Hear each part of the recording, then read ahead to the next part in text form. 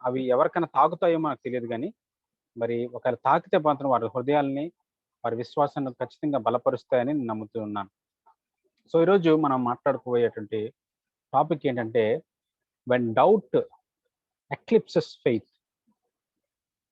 మనలో ఉన్నటువంటి డౌటు ఎప్పుడైతే ఫెయిత్‌ని మింగివేస్తదో, అయితే గ్రహణం అంటాం కదా! మనకున్న ఫెయిత్‌ని డౌట్ ఏం చేస్తుందంటే కప్పేస్తుందనమాట. లూనార్ ఎక్లిప్స్ అంటాం మనం. సో, సన్‌కి సన్‌కి సన్‌ని అడ్డుకుంటూ ఒక ప్లానెట్ వస్తది. అది సూర్యుని యొక్క వెలుగుని ఆపేస్తదనమాట. అక్కడ మనకి ఆ రోజు మరి చీకటిగా అయిపోతది ప్రదేశమంతా. సూర్యుడు కనపడడు. సో, కొన్ని సార్లు మన ఫెయిత్‌ని డౌట్ అలా కప్పేస్తా ఉంటదన్నమాట. When when doubt eclipses faith. So, బైబిల్‌లో గనక మనం చూసుకుంటే, బైబిల్ గనక మనం ఖచ్చితంగా ధ్యానిస్తే ప్రతిరోజు అందులో విషయాలు గనక మనం తెలుసుకోగలిగితే, there is no one who is immune from deep spiritual wrestling. అంటే ఆత్మీయ పోరాటంలో ఎవరు అతీతులు కాదు అనే విషయం మనకు బాగా అర్థమవుతది. ఎందుకంటే బైబిల్‌లో ఉన్న అనేక మంది భక్తులు తమ జీవితంలో ఒక గొప్ప పోరాటాన్ని వారు ఎదుర్కొన్నట్టుగా మనం చూస్తాం. జీవితంలో వారు కూడా కొన్ని ఫెయిల్యూర్స్‌ని ఎదుర్కొన్నారు. దేవుని పట్ల కొంత అసంతృప్తి కలిగి కొంతకాలం జీవించినట్టుగా మనం క్లియర్‌గా మనం బైబిల్ చదివినప్పుడు మనం చూడొచ్చు. సో, మన చుట్టూరుండటే మన చుట్టూరు ఉండేటువంటి పరిస్థితులు, మన చుట్టూరు ఉండేటువంటి సిట్యుయేషన్స్ బట్టి మన పర్స్పెక్టివ్ మారిపోతది. దేవుని చూసే విధానం మారిపోతది.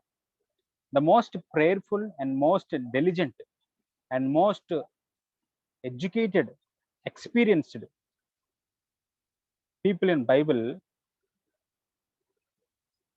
Vent through spiritual darkness, disturbing doubts and even faith crisis. అంటే బైబిల్‌లో ఉన్నటువంటి ప్రార్థనాపరులైన వ్యక్తులు, అలాగే మరి పేరు పొందినటువంటి వారు, బాగా చదువుకున్న వారు, మరి ఎంతో ఎక్స్‌పీరియన్స్ కలిగిన వారు, వారు ఆత్మీయ సంబంధమైనటువంటి మరి ఆ చీకట్లో నడిచారు. అలాగే దేవుని పట్ల కొన్ని డౌట్స్ కలిగి బతికారు.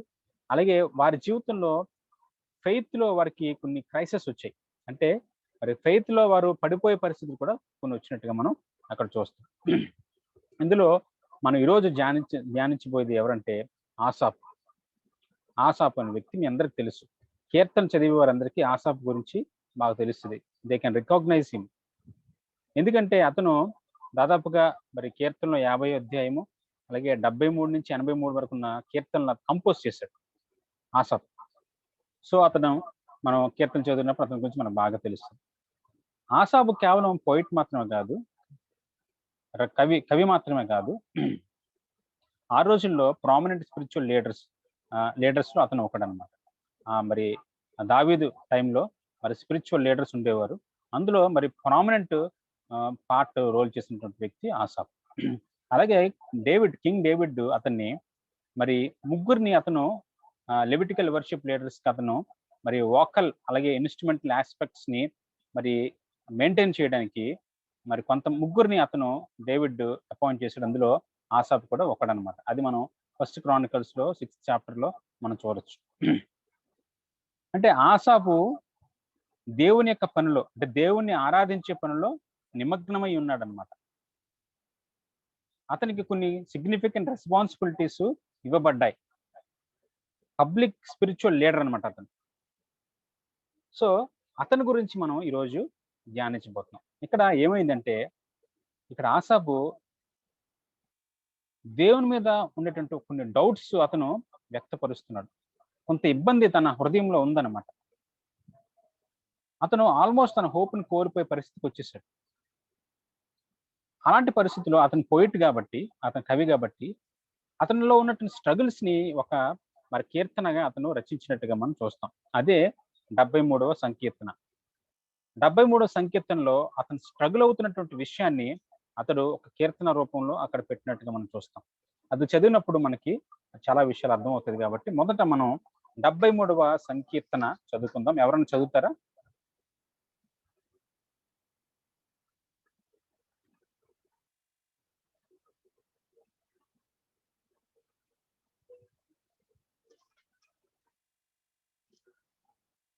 73వ సంకీర్తన.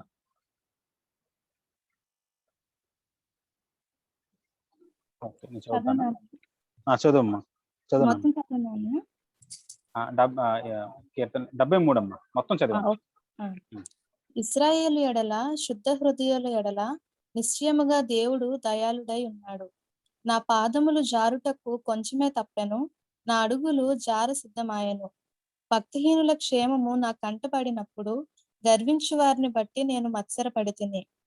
మరణమందు వారికి యాతనలు లేవు, వారు పుష్టిగానున్నారు. ఇతరులకు కలుగు ఇబ్బందులు వారికి కలుగవు, ఇతరులకు పుట్టునట్లు వారికి తెగులు పుట్టదు. కావున గర్వము కంఠహారము వలె వారిని చుట్టుకొనుచున్నది, వస్త్రము వలె వారు బలాత్కారం ధరించుకొందురు. క్రొవ్వు చేత వారి కన్నులు మెరకలై ఉన్నవి, వారి హృదయాలోచనలు బయటికి కానవచ్చున్నవి. ఎగతాళి చేయుచు బలాత్కారం చేత జరుగు కీడును గూర్చి వారు మాటలాడుదురు, గర్వముగా మాటలాడుదురు. ఆకాశము తట్టు వారి ముఖము ఎత్తుదురు, వారి నాలుక భూసంచారము చేయును. వారి జనము వారి పక్షము చేరును, వారు జలపానము సమృద్ధిగా చేయుదురు. దేవుడు ఎట్లు తెలుసుకొనును, మహోన్నతునికి తెలివి ఉన్నదా అని వారు అనుకొందురు.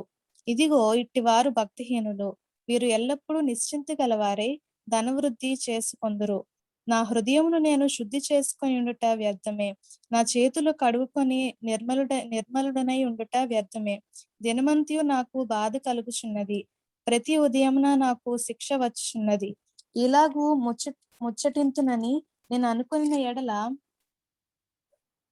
నేను నీ కుమారుల వంశమును మోసపుచ్చిన వాడనగుదును. ఆయనను దీనిని తెలుసుకొనవలనని ఆలోచించినప్పుడు నేను దేవుని పరిశుద్ధ స్థలములోనికి పోయి వారి అంతమును గూర్చి ధ్యానించు వరకు ఆ సంగతి నాకు ఆయాసకరముగా ఉండెను. నిశ్చయముగా నీవు వారిని కాలు జారు చోటనే ఉంచి ఉన్నావు, వారు నశించున్నట్లు వారిని పడవేయుచున్నావు. క్షణమాత్రములోనే వారు పాడైపోవుదురు, మహాభయము చేత వారు కడముట్ట నశించుదురు. మేలుకొనిన వాడు తాను కన్న కల మర్చిపోనట్లు ప్రభువా నీవు మేలుకొని వారి బ్రతుకును తృణీకరింతువు. నా హృదయము మత్సరపడెను, నా అంతరింద్రియములలో నేను వ్యాకుల పడితిని. నేను తెలివిలేని పశుప్రాయుడనైతిని, నీ సన్నిధిని మృగము వంటి వాడనైతిని. అయినను నేను ఎల్లప్పుడూ నీ యొద్దనున్నాను, నా కుడి చెయ్యి నీవు పట్టుకొని ఉన్నావు. నీ ఆలోచన చేత నన్ను నడిపించదవు, తరువాత మహిమలో నీవు నన్ను చేర్చుకొందువు. ఆకాశమందు నీవు తప్ప నాకెవరున్నారు? నీవు నాకుండగా లోకంలోనిది ఏదియూ నాకు అక్కరలేదు.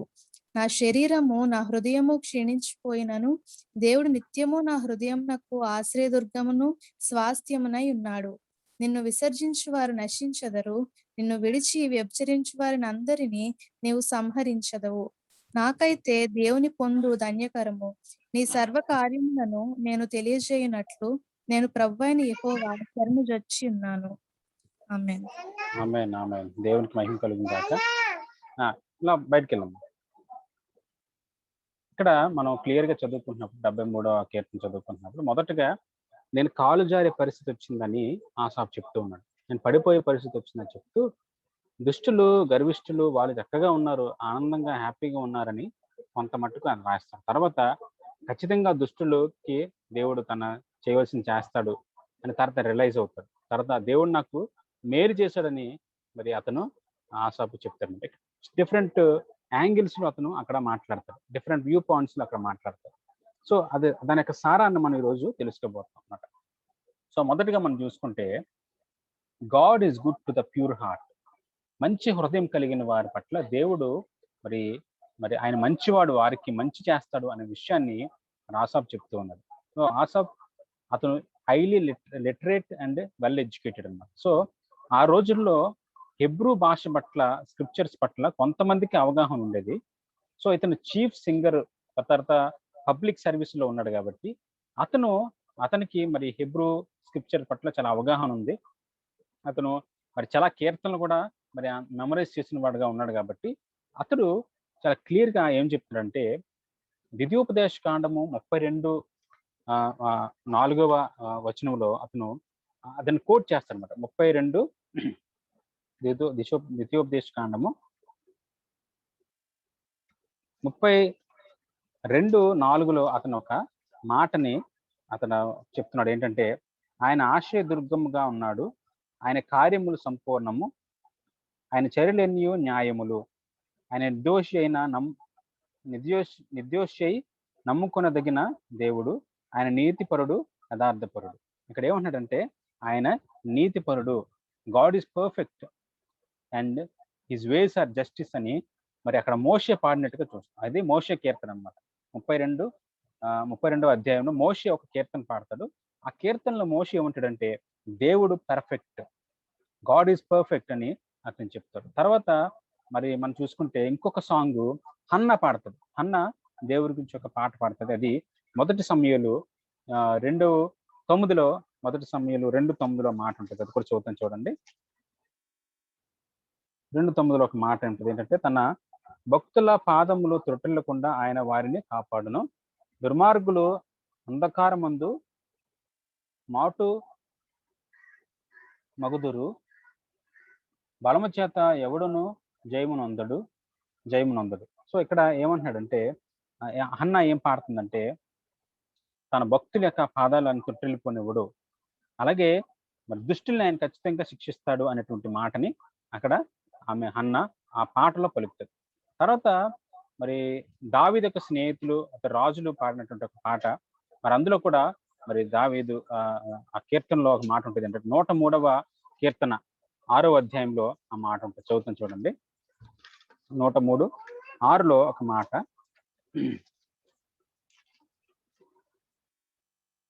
యెహోవా నీతి క్రియలను జరిగించుచు బాధించబడి వారందరికీ న్యాయం తీర్చును. ఆయన బాధించబడి వారికి న్యాయం తీరుస్తాడంట అని ఆ కీర్తనలో ఉంటుంది. అలాగే కీర్తనలో 37:28లో ఇంకొక మాట, కీర్తనలో 37:28లో ఇంకొక మాట ఉంటుంది. చదువుతున్నాను చూడండి. ఏలయనగా యెహోవా న్యాయమును ప్రేమించువాడు, ఆయన తన భక్తులను విడువడు, వారెన్నడును ఎన్నటన్నిటిని కాపాడు బడుదురుగాక, భక్తిహీనులు సంతానము నిర్మూలమగును గాక. సో ఈ 3 కీర్తనల్లో మనం చూసుకుంటే, ఈ 4 కీర్తనలో మనం చూసుకుంటే అంటే ఆ మాటల్లో మనం చూసుకుంటే దాని సారాంశం ఏంటంటే నీతి గలవారు, దేవుడు యథార్థవంతుడు. సో ఆయన నీతిమంతుల్ని ప్రేమిస్తాడు, యథార్థవంతుల్ని ప్రేమిస్తాడు, దుష్టుల్ని నాశనం చేస్తాడు, దుష్టుల్ని వర్ధిల్లింపచేయడు ఆయన అనే ఒక సారంతో అక్కడ ఆ కీర్తనలో ఉన్నాయన్నమాట. ఇది ఈ డిస్క్రిప్షన్ అంటే దేవుని క్యారెక్టర్ గురించిన డిస్క్రిప్షన్, ఇది ఇశ్రాయేల్ ప్రజలకి ఒక ఫౌండేషన్ లాంటిది అనమాట. So knowing God, to understand God, these are the fundamental foundations of Israeli people. అలాగే మనకు కూడా ఇవన్నీ కూడా ఏంటంటే ఈ మాటలు చదువుతున్నప్పుడు మనకి ఏం వస్తుందంటే దేవుడు నిజంగా సత్యవంతుడు, యథార్థవంతుడు, ఆయన న్యాయం చేస్తాడు, న్యాయం తీరుస్తాడు అనే మాట మనకి అర్థమైపోతూ ఉంటుంది.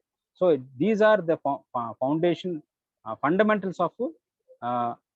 ఫండమెంటల్స్ టు అండర్స్టాండ్ గాడ్ అనే విషయం మనకి అర్థమవుతుంది. ఆ రోజు కూడా ఇశ్రాయేల్ ప్రజలకి ఇది మరి ఫౌండేషన్ గా ఉంది. సో ఇశ్రాయేల్ ప్రజల యొక్క చరిత్ర కనుక మనం చదువుకుంటే, వాళ్ళు చరిత్రను బట్టి ఇవన్నీ చదవడం బట్టి వాళ్ళు దేవుడు ట్రూలీ గాడ్ ఈజ్ గుడ్ అనే విషయము వారు అర్థం చేసుకున్నారు. దేవుడు మరి యథార్థవంతులకి న్యాయం చేస్తాడు అనే విషయాన్ని వారు అర్థం చేసుకున్నారు. సో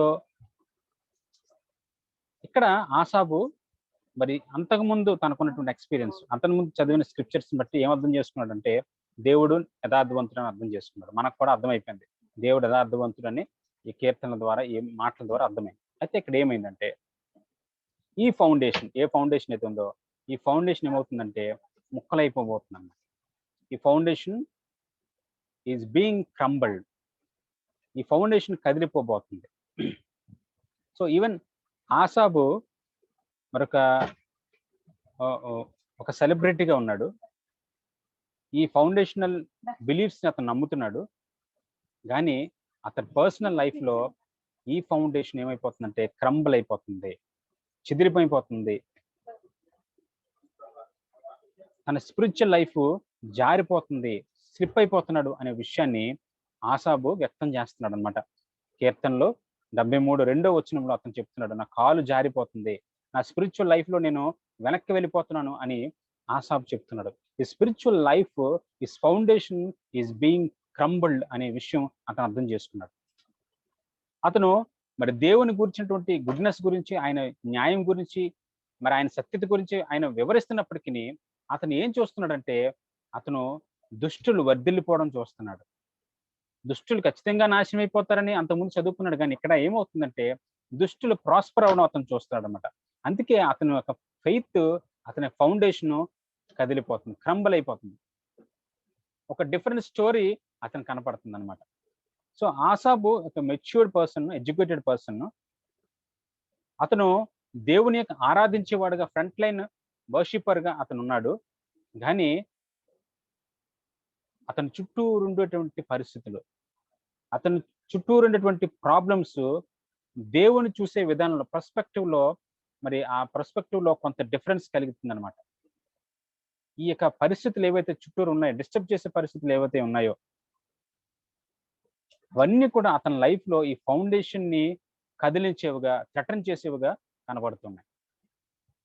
ఆ డౌట్స్ ఏవైతే తన మైండ్ లో ఉన్నాయో అవి తన స్పిరిచువల్ లైఫ్ ని డిస్టర్బ్ చేస్తున్నాయి, పడిపోయేటట్టుగా చేస్తుంది, క్రైసిస్ లోకి తీసుకెళ్తున్నాయి అతన్ని, స్పిరిచువల్ క్రైసిస్, ఫెయిత్ క్రైసిస్ లోకి తీసుకెళ్తున్నాయి.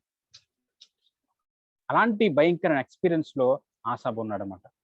Even though he is a great worshipper, even though is a public worship leader, one of the leaders among the worship ఆ టీంలో మరి ముగ్గురులో ఒకటిగా ఉన్నప్పటికీ అతని జీవితంలో విశ్వాసము శిథిలమైపోయిన పరిస్థితికి వచ్చేస్తుంది అన్నమాట. ఎందుకంటే చుట్టూరు ఉండే పరిస్థితులు అలా ఉన్నాయి.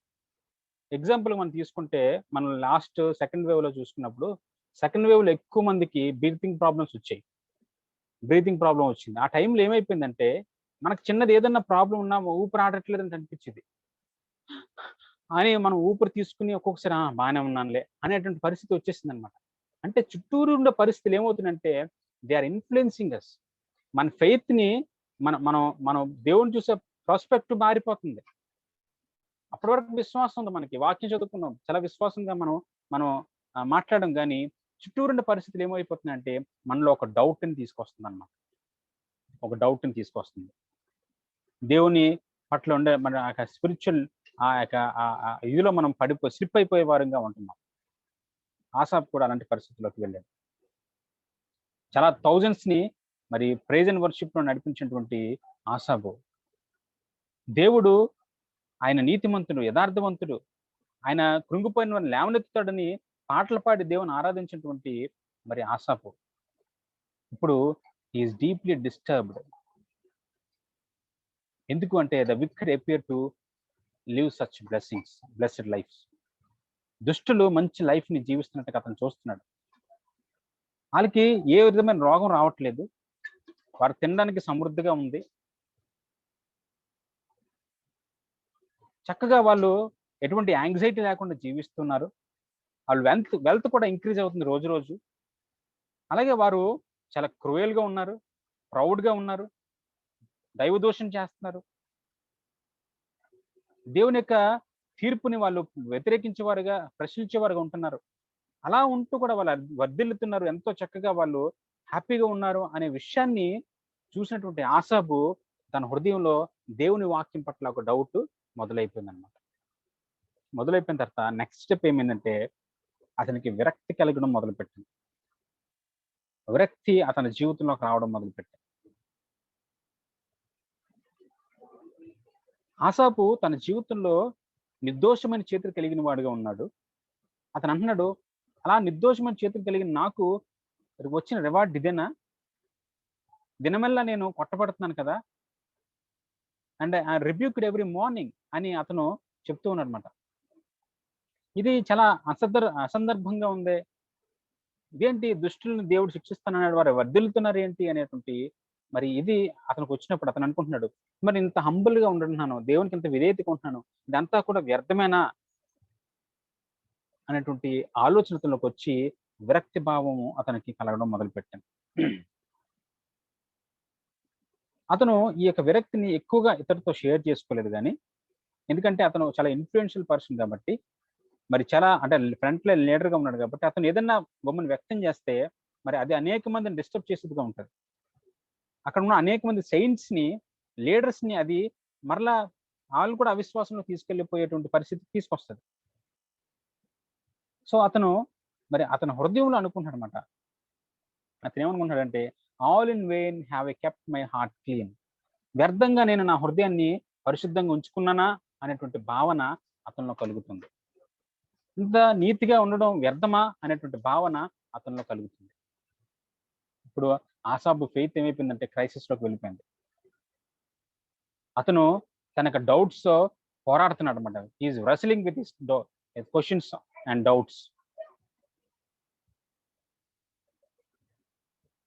ఆ తర్వాత ఏమైపోయిందంటే సడెన్‌గా ఒక గొప్ప కార్యము ఆసాబు జీవితంలో జరిగింది. ఒక మహిమ కార్యము ఆసాబు జీవితంలో జరిగింది.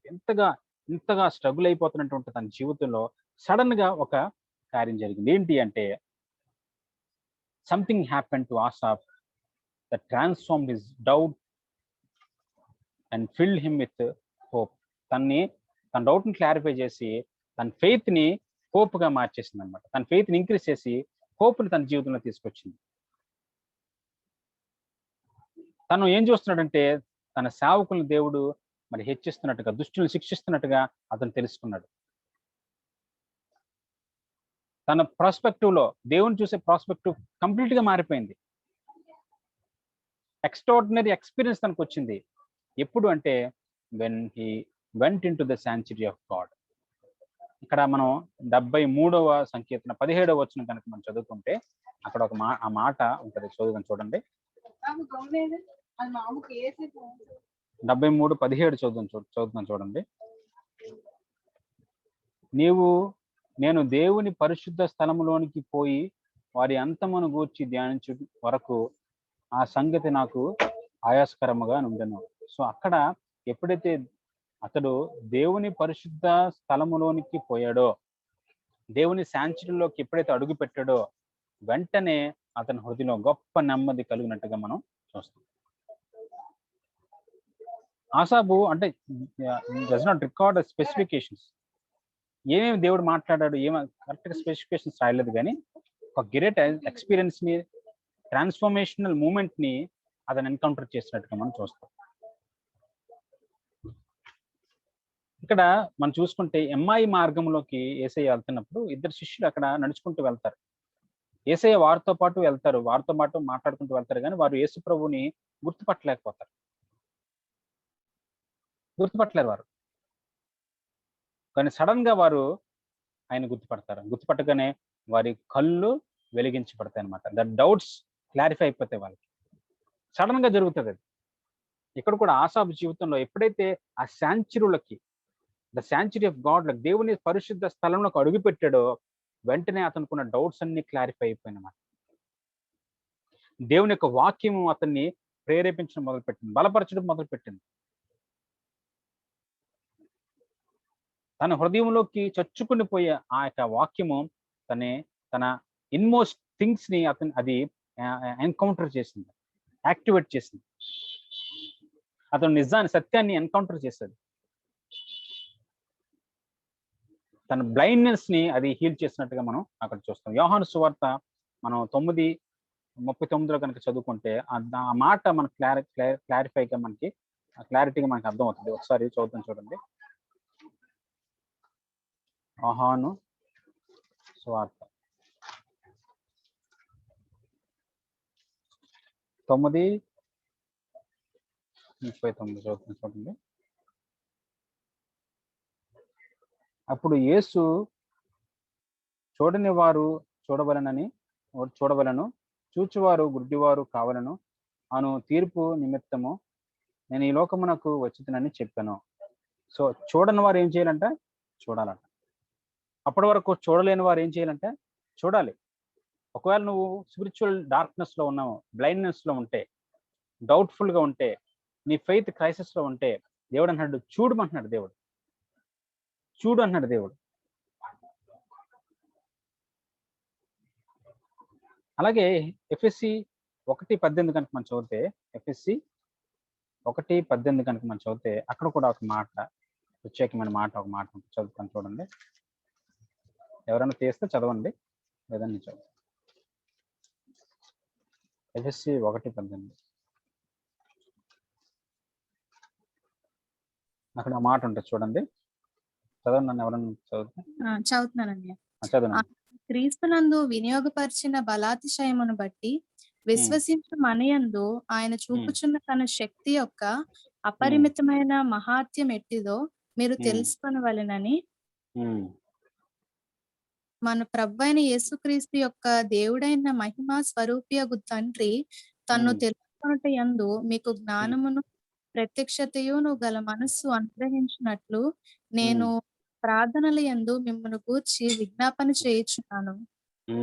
ఇక్కడ చూడండి, దేవుని తెలుసుకోవడానికి, దేవుని మహిమ స్వరూపకు తండ్రి యొక్క తనను తెలుసుకున్నటకు మీకు జ్ఞానమును ప్రత్యక్షతయు గల మనసును అనుగ్రహించినట్లు నేను నా ప్రార్థనలందు మిమ్మల్ని గూర్చి విజ్ఞాపన చేయుచున్నాను. సో దేవుని గురించి ప్రత్యక్షత మనకు తెలియాలని మరి దేవుడే కోరుకుంటున్నాడు.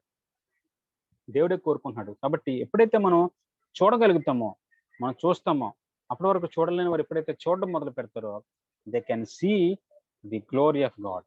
అక్కడ కూడా ఆసాబు మరి అక్కడ దేవుని యొక్క శాంచురీలోకి అడుగు పెట్టినప్పుడు, దేవుని మహిమ చూసినప్పుడు అతనుకున్న డౌట్స్ అన్ని కూడా క్లారిఫై అయిపోయినట్టు మనం చూస్తాం. సడన్ గా ఆసాబు ఏం చూస్తున్నాడంటే దుష్టులు వాళ్ళు శిక్షించబడడం చూస్తున్నాడు. దేవునికి ఈల్డ్ అయిన వారు బ్లెస్ అవ్వడం చూస్తున్నాడు అన్నమాట. అతని ఫెయిత్ ఇంక్రీజ్ అవ్వడం అతను చూస్తున్నాడు. అందుకని అక్కడ మనకి మరి 73:18-20 వరకు ఉన్న వచనాల్లో అతను కొన్ని మాటలు అక్కడ రాస్తాడు. చూడండి, 73:18-20 వరకు ఉన్న వచనాన్ని చూడండి. అక్కడ ఏమంటున్నాడంటే, నిశ్చయముగా నీవు వారిని కాలు జారు చోటనే ఉంచి ఉన్నావు, వారు నశించినట్లు వారిని పడవేయుచున్నావు. క్షణమాత్రములోనే వారు పాడైపోవుదురు, మహాభయము చేత వారు పడమట్టుకు నశించుదురు. మేలుకొని వాడు తాను కన్న కల మరిచిపోనట్లు ప్రభువా నీవు మేలుకొని వారి బతుకును తృణీకరించుదువు. సో ఇక్కడ దుష్టులు శిక్షించబడడం అతను చూస్తూ అతను ఆ మాటలు రాస్తున్నమాట. దుష్టులు శిక్షించబడతారన్న మాటను అతను గ్రహించి ఆ మాటలు అక్కడ రాస్తున్నట్టుగా చూస్తాం. సో దేవుడు తనకిచ్చినటువంటి జీవితాన్ని అతను మరలా మరి దాని జీవితం వైపు చూసుకుని నిజంగా దేవుడు, ఒకవేళ నేను కొట్టబడొచ్చు, శ్రమలు పడొచ్చు, కానీ దేవుడు నన్ను మర్చిపోలేదు, దేవుడు నన్ను విడిచిపెట్టడు, ఆయన అన్ని విశ్వాసం నుంచి వాడు దేవుడు ఖచ్చితంగా దీవిస్తాడు అనే విషయాన్ని అక్కడ ఆసాబు అర్థం చేసుకుని ఆ మాటల్ని రాస్తున్నాడు అన్నమాట. సో అక్కడ ఆసాబు దేవుని యొక్క మంచితనాన్ని చూశాడు. నిజమైనటువంటి శుద్ధత కలిగినటువంటి వారి పట్ల దేవుని యొక్క మంచితనాన్ని అతను చూడగలిగాడు. చూసి అతనుకున్న స్పిరిచువల్ డార్క్నెస్, అతను స్పిరిచువల్ డార్క్నెస్ నుంచి బయటకు వచ్చాడు. అతనుకున్నటువంటి ఫెయిత్ ఇంక్రీజ్ అయింది. అతడు ఇంకా విశ్వాసంలోకి, మరి అధిక విశ్వాసంలోకి రావడం మొదలుపెట్టాడు. సో అప్పుడు ఏమైంది అంటే, ఎప్పుడైతే తను దేవుని చూశాడో, దేవుని మహిమను చూశాడో, నిజంగా దేవుని నేత్రాలతో ఆయన చూడగలిగాడో, రివ్యూడ్ వర్షిప్ స్టార్ట్ అయిందండి. అంటే సంథింగ్ బ్యాక్ టు లైఫ్. అప్పటి వరకు అతని జీవితంలో ఉన్నటువంటి ఆ యొక్క నిరుత్సాహము, నిస్పృహ ఏమైపోయిందంటే ఇట్ కేమ్ టు లైఫ్. అదే పాత జీవితంలో ఉన్న వర్షిప్ మరలా అతని లైఫ్లోకి వచ్చింది. పాతలో రోజులు ఎలాగైతే వర్షిప్ చేయడం మొదలుపెట్టాడు, మరలా అలా వర్షిప్ చేయడం మొదలుపెట్టాడు. God reviewed his worship. అతను రిస్టోర్ అయ్యాడు అనమాట. Again he restored his worship. ఇక్కడ అతను అలా వర్షిప్ అతను రిస్టోర్ అయిన తర్వాత అతను ఇంకా ఎక్కువగా దేవుణ్ణి ఆరాధించడం మొదలు పెడతాడు. ఇది మనం ఎక్కడ చూడొచ్చు అంటే 73, 25, 26 అలాగే 28 వచనాలు మనం చదివితే అక్కడ చాలా క్లియర్ గా మనకు అర్థం అవుతుంది. చదువుతాను చూడండి. 73, 25, 26. ఆకాశమందు నీవు తప్ప నాకెవరున్నారు? నీవు నాకుండగా లోకంలోనిది ఏదీ నాకు అక్కరలేదు. నా శరీరము నా హృదయము క్షీణించిపోయినను దేవుడు నిత్యము నా హృదయమునకు ఆశయ దుర్గము స్వాస్థ్యమునై ఉన్నాడు. నాకైతే దేవుని పొందు ధన్యకరము. నీ సర్వకార్యములు నేను తెలియజేయనట్లు నేను ప్రభు అయిన యెహోవా శరణుజొచ్చి ఉన్నాను. చూసారా, ఇక్కడ ఏమంటున్నాడంటే నాకు లోకంలో ఏది వద్దు, నువ్వే నాకు కావాలి, నువ్వే నా దేవుడు అని దేవుని పొగుడుతున్నాడు అనమాట. అంటే ఎప్పుడైతే తన కళ్ళు తెరవబడ్డాయో అతను వర్షిప్ లో తన యొక్క ప్రాస్పెక్ట్, అతని యొక్క వర్షిప్ లో ఉన్న మాటలు అవన్నీ కూడా మారిపోయినాయి అనమాట. మారిపోయి దేవుణ్ణి ఆరాధించడం మొదలుపెట్టాడు. దేవుడు నాకుంటే చాలు అనేటువంటి ఒక రివ్యూడ్ వర్షిప్ ని అతను చేయడం మొదలుపెట్టాడు. చేసిన తర్వాత ఆసాబు మరి ఇవన్నీ అతని జీవితంలో పొందుతున్నటువంటి ఎక్స్పీరియన్స్ అంతట్లో అతను 3 గిఫ్ట్స్ ని మనకి ఇస్తున్నాడు. ఒక 3 గిఫ్ట్స్ మనకి ఇస్తున్నాడు. ఏంటంటే ఒక గొప్ప ఆరాధకుడయ్యుండి కూడా, పబ్లిక్ వర్షిప్పర్ అయ్యుండి కూడా, పబ్లిక్ లీడర్ అయ్యుండి కూడా అతని జీవితంలో కలిగినటువంటి ఆ క్రైసిస్ ని, ఆ యొక్క డౌట్స్ ని అతను బోల్డ్ గా ఎక్స్‌ప్రెస్ చేశాడు. అలా చేయడం వల్ల ఏమైందంటే మనకు అర్థమవుతుంది. ఓహో! భక్తుల జీవితాల్లో కూడా ఇలాంటి పరిస్థితులు ఉన్నాయన్నమాట. సో, మన జీవితంలో ఉన్నది పెద్ద వింతేం కాదు. మనం కూడా రీస్టోర్ అవ్వగలము అనేటువంటి ఆలోచన మనకొస్తది. అది మొదటిది. అంటే అతను అంత బోల్డ్‌గా ఎక్స్‌ప్రెస్ చేయడం వల్ల మనకు కూడా ఒకవేళ పడిపోయిన స్థితిలో ఉంటే మనకు కూడా ఓహో! నేను కూడా లెగ్గలను. నేను కూడా రివ్యూ అవ్వగలను అనేటువంటి ఆలోచన మనకొస్తది. రెండోదిగా మనం చూసుకుంటే ఇక్కడ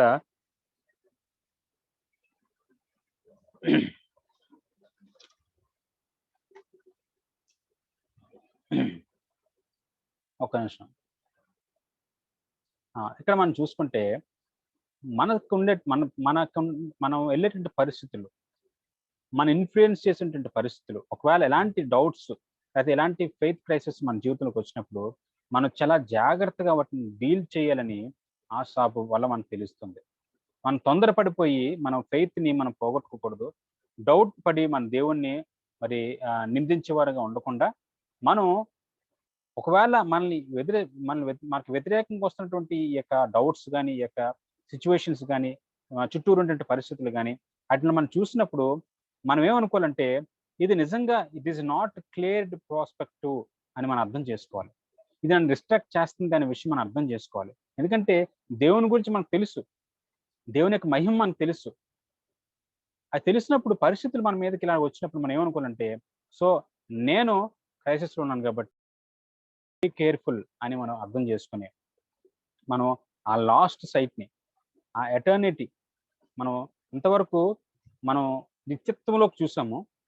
సో, ఇప్పుడు మనం మన పరిస్థితిని బట్టి మనం కిందకి చూస్తున్నాం కాబట్టి, ఇది సరైనటువంటి స్థితి కాదు అని మనం అర్థం చేసుకొని, చాలా జాగ్రత్తగా వాటన్నిటిని డీల్ చేయాలని మరి ఆసాపు జీవితం ద్వారా మనకు తెలుస్తుంది. అలాగే ఫైనల్‌గా మనకేం అర్థమవుతుందంటే, Asaph he lived millennium before Jesus Christ. కొన్ని శతాబ్దాల పూర్వము ఆసాపు జీవించాడు. యేసు ప్రభు కంటే ముందు జీవించాడు.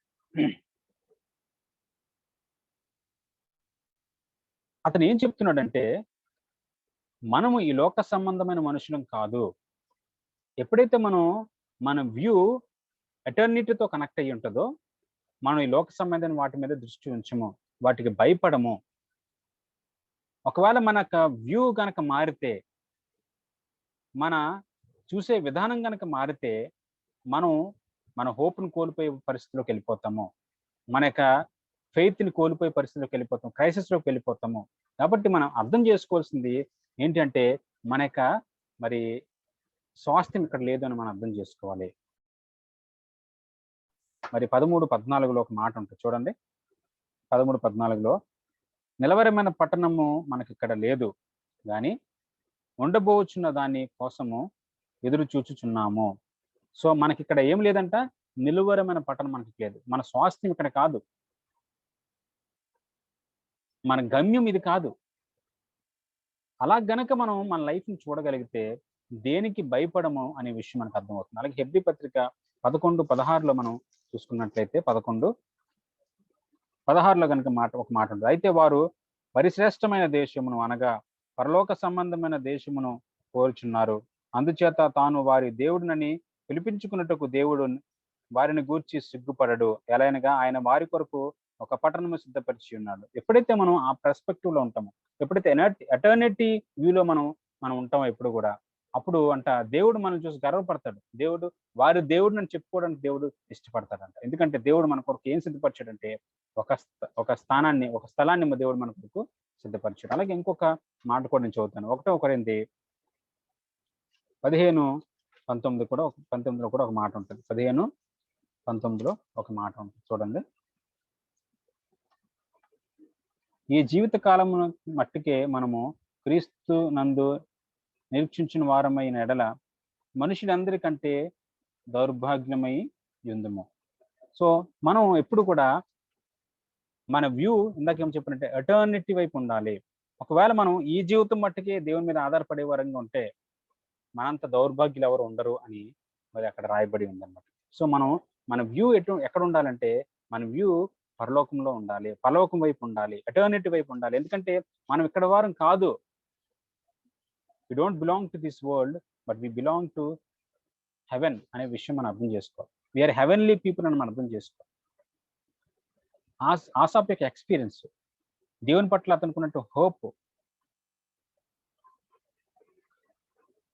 అది ఏమైపోయిందంటే పరిస్థితిని బట్టి జారిపోతూ వచ్చింది. కానీ అతను మరలా మరి అతను తెలుసుకున్నాడు, శాంచురీలోకి అడుగుపెట్టాడు. అక్కడ అతని కళ్ళు తెరవబడ్డాయి. ఇక్కడ మనం ఒక విషయం చాలా కీన్గా అబ్జర్వ్ చేయవలసిన విషయం ఏంటంటే, ఒకవేళ ఈ జీవితం వరకే మనం దేవుణ్ణి నమ్మితే, ఈ జీవితం వరకు ఇక్కడ ఉన్నంత వరకే మనం దేవుణ్ణి నమ్మాలి అనుకుంటే, we start losing our hope in God. దేవుని పట్ల మనకున్న విశ్వాసం మనం కోల్పోతాం. ఎందుకు ఎగ్జాంపుల్ చెప్తాను చూడండి. మనం మేలో ఎంతో భయంకరమైన డిస్ట్రాక్షన్ చూసాం. ఎంతోమంది చనిపోయారు, సేవకులు చనిపోయారు. ఒకవేళ మనం ఈ లోక సంబంధులుగా దేవుణ్ణి చూస్తే ఏమనుకుంటామంటే, ఈ లోక సంబంధులుగా మాత్రమే మనం ఇక్కడ వారంగా మనం ఒకవేళ దేవుణ్ణి నమ్మితే ఏమనుకుంటామంటే మన ఫెయిత్ పోతుంది. ఎందుకంటే సేవకులు చచ్చిపోయారండి, మంచి మంచి సేవకులు విశ్వాసులు చనిపోయారండి, ఇంకా దేవుడు ఏం చేస్తాడండి, ఏం చేయలేడండి అనేటువంటి ఇదిలోకి వెళ్ళిపోయి దేవుని పట్ల ఉండే హోప్ మనం కోల్పోతాం అనమాట. సో ఇక్కడ కీర్తనకారుడు వెళ్తే ఈ యొక్క విషయాలు బట్టి మనకు అర్థమవుతుంది ఏంటంటే, we should not hope in God, we should not have faith in God as if we are of this world. ఈ లోక సంబంధులుగా దేవుని పట్ల మనం విశ్వాసం కలిగి ఉండకూడదు. మన పరలోక సంబంధులమైన వారంగా మన దేవుని మీద హోప్ కలిగి ఉండాలి. అప్పుడు ఏమనుకుంటామంటే, ఒకవేళ ఈ జీవితం మనకు కష్టం వచ్చినా నష్టం వచ్చినా దేవుడు ఖచ్చితంగా నన్ను పరలోకి తీసుకెళ్తాడు, దేవుని ఒక పట్టణాన్ని సిద్ధపరిచాడు, ఈ శ్రమలన్నీ కొంతకాలమే అనేటువంటి హోప్ మనకు వస్తుంది. కాబట్టి మనం ఆలోచిస్తున్నప్పుడు మన ఆలోచన విధానం మారాలి అనేటువంటి విషయం ఇక్కడ మనకి చాలా క్లియర్గా అర్థం అవుతుంది. అలా మారినప్పుడు మనం దేనికి భయపడము. ఒకవేళ మరణమే మన మీదకి వచ్చినప్పటికీ మనం భయపడము. ఎందుకంటే నేను ఖచ్చితంగా పరలోకం ఉంటాను అనేటువంటి హోప్ మనకు వస్తుంది. ఒక లోక సంబంధులుగా మనకు దేవుని మీద విశ్వాసం ఉందనుకోండి, దేవుడు నన్ను హీల్ చేయాలి కదా, దేవుడు నన్ను స్వస్థపరచాలి కదా, దేవుడు నన్ను బాగు చేయాలి కదా, ఖచ్చితంగా చేస్తాడులే. ఒకళ్ళు చేయకపోతే ఏమవుద్దంటే మన విశ్వాసం మనం కోల్పోతాం. కాబట్టి our hope in God should be like that of we are of the heaven అనే విషయాన్ని మనం జ్ఞాపకం పెట్టుకోవాలి. మనం పరలోక సంబంధమైన మనుషులు అనేటువంటి విషయాన్ని జ్ఞాపకం చేసుకుని ఆ హోప్ లో మనం ఉండాలి. ఉన్నప్పుడు మన విశ్వాసం పెరుగుతుంది. Will not be in spiritual crisis. ఒకవేళ మన జీవితంలో ఈరోజు అసావ్ జీవితంలో చూసినట్టుగా దుష్టులు వర్ధిల్లడం, లేదంటే ఈ పాండమిక్ ఇంక్రీజ్ అయిపోయి అనేక మంది చనిపోవడం, లేకపోతే ఇంకోది ఏదో రావడం, ఇవన్నీ కూడా మరి దేవుడు చేస్తానన్న మేలు జరగకుండా కీడు జరుగుతున్నప్పుడు ఒకవేళ మన విశ్వాసంలో మనం డిక్రీజ్ అయిపోతూ ఉన్నామేమో, డౌట్ కలిగి ఉన్నామేమో. దేవుడు ఏం చెప్తున్నాడంటే, come in to my sanctuary, నా సన్నిధికి రండి, మీరు నా సన్నిధిలోకి రండి. అలా వచ్చినప్పుడు ఆటోమేటిక్గా దేవుడు మీ కన్నులు తెరుస్తాడు. ఎప్పుడైతే మనం దేవుని సన్నిధికి వెళ్ళమో, సన్నిధికి వెళ్ళడం అంటే చర్చికి వెళ్ళడం అని కాదు, మన ప్రార్థనలోను వాక్యం చదవడంలోను ఎడతెక్కగా ఉన్నప్పుడు, ప్రార్థన మరి దేవుని వాక్యాన్ని దివారాత్రులు మనం ధ్యానించినప్పుడు, మరి ఎడతెక్కగా ప్రార్థన చేసినప్పుడు, మనం ఎప్పుడైతే ఆ శాంచురీలోకి అడుగు పెడతామో వెంటనే దేవుడు మన కళ్ళు తెరుస్తాడు. వెంటనే మనం దేవా నువ్వు గొప్పవాడు ప్రభా అని మనం అనగలుగుతాము. మన యొక్క వర్షిప్ మారిపోతుంది, మన స్టైల్ మారిపోతుంది, మన ప్రాస్పెక్టివ్ మారిపోతుంది. మారిపోయిన తర్వాత మనలో నుంచి ఎగ్జాంపులర్ లైఫ్ ఇతరులకు కనపడుతుంది. వారు కూడా యేసుక్రీస్తుని మన పర్స్పెక్టివ్ లో మనం చూడగలుగుతారు. సో ఈరోజు మనం నేర్చుకున్నటువంటి విషయాలు ఇది మన జీవితంలో ఎంతో మరి ఉపయోగపడే విషయం. ఎందుకంటే రాబోయే దినాల్లో కేవలం ఈ కరోనా మాత్రం కాదు, రాబోయే దినాల్లో ఇంకా అనేక వైరస్ రాబోతున్నాయి, ఇంకా అనేక భయంకర పరిస్థితులు రాబోతున్నాయి. ఆ పరిస్థితుల్లో దేవుని పట్ల ప్రగాఢమైనటువంటి విశ్వాసం మనకు ఉండాలంటే మనం we have to enter into the sanctuary of God and we have to believe God as though we are from heaven, as though we are we have the inheritance of heaven. మనం పరలోక సంబంధమైన వాసులుగా దేవుని పట్ల విశ్వాసం కలిగి ఉండాలి తప్ప ఈ లోక సంబంధమైన వాసులుగా మనం ఉండకూడదు. అలాంటి విశ్వాసం దేవుని పట్ల మనం కనపరచకూడదు. అలా కనపరిస్తే మనం దౌర్భాగ్యులమని మరి మన కొరింథీ పత్రిక మనం చూసుకున్నాం. సో దేవుడు అలాంటి విశ్వాసము, అలాంటి మరి దేవుని సన్నిధిలో అడుగుపెట్టే అనుభవం అందరికీ మరి దయచేయను గాక. ఆమేన్. ప్రార్థన చేసుకుందాం. కృప కలిగిన దేవా, దయగలిగిన దేవా, నీకు వందనాలు ప్రభా. ఇంతవరకు నీ వాక్యం ద్వారా మాతో మాట్లాడినందుకు నీకు వందనాలు. నిజంగానే ప్రభా, పరిస్థితులు చూసినప్పుడు మా విశ్వాసం కోల్పోతున్నాం ప్రభా. లోకంలో ఉన్నటువంటి ప్రభా పరిస్థితులు, మనుషులు చనిపోతున్నారని, అయితే ఏదో అయిపోతుందని, మా సొంత వారిని మేము కోల్పోతున్నామని, లేదంటే మా స్నేహితులు కోల్పోతున్నామని, అయితే ఇంక మేము ఇందులోంచి బయటికి రాలేమని, అయితే మాకు ఉద్యోగాలు రావు అని, అయితే మేము చదువుకోలేమని ప్రభా. కొన్ని పరిస్థితులు చూసి ప్రభా, ఒకవేళ మేము మా విశ్వాసాన్ని కోల్పోతున్నామేమో, లేదంటే మా ఫెయిత్ లో మేము క్రైసిస్ లోకి వెళ్ళిపోతున్నామేమో, డౌట్స్ మా జీవితంలో హృదయంలో వస్తున్నాయేమో ప్రభా. లార్డ్ యేసయ్య, మరి ఆసాబ్ ఎలాగైతే నీ సన్నిధిలోకి అడుగుపెట్టి నిన్న సత్యాన్ని తెలుసుకున్నాడో, మేము కూడా నీ సన్నిధిలోకి అడుగుపెట్టి సత్యాన్ని తెలుసుకోవడానికి మీరు సహాయం చేయ ప్రభా. నీ శాంచులోకి నీ సన్నిధిలోకి అడుగు పెట్టకుండా మేము ఉన్న ఆ యొక్క మనోనేత్రాలు తెరవబడ్డ ప్రవేశినా, అవి ఎంత మట్టుకు తెరవబడ్డ ప్రవేశినా కాబట్టి మేము సన్నిధిలోకి రావడానికి మీరు సహాయం చేయండి. ఒకవేళ మా బిడ్డలు ఎవరైనా ప్రభు ఇంకా ప్రార్థన విషయంలో, వాక్యం విషయంలో నిర్లక్ష్యం చేస్తున్నారు ప్రభా, వారు కంప్లీట్ గా ప్రభా ఆ ఫెయిత్ లోకి, ఆ యొక్క మెడిటేషన్ లోకి, ఆ ప్రేయర్ లోకి రావడానికి మీరు సహాయం చేయమని ప్రార్థన చేస్తాం. అలాగే ఈ లోకాన్ని ప్రభా, మరి ఈ లోకం దృష్టిలోంచి కాకుండా ప్రభా, మరి లోకస్తులుగా కాకుండా మరి దేవుణ్ణి, మరి పరలోక సంబంధం వాసులుగా చూడగలిగే మరి కృపను అనుగ్రహించమని ప్రార్థన చేస్తాం ప్రభా. ఈ యొక్క వాక్యము మా హృదయంలో ఫలింప చేయండి ప్రభా. ఇది ఒక మాటలుగా ఉండిపోకూడదు ఇస్తున్నా, ఇది నీ మాటలు కాబట్టి ప్రభా, అది 30దంతులుగా, 60దంతులుగా, 100దంతులుగా ఫలింప చేయమని మీరు నడిపించి మహిమ పొందమని, చేరిన ప్రతి ఒక్క బిడ్డని మీరు జ్ఞాపకం చేసుకోమని యేసయ్య పరిశుద్ధ నామములో మృతం అడిగి వేడుకుంటున్నాము తండ్రి. ఆమేన్. దేవునికి మహిమ కలుగును గాక.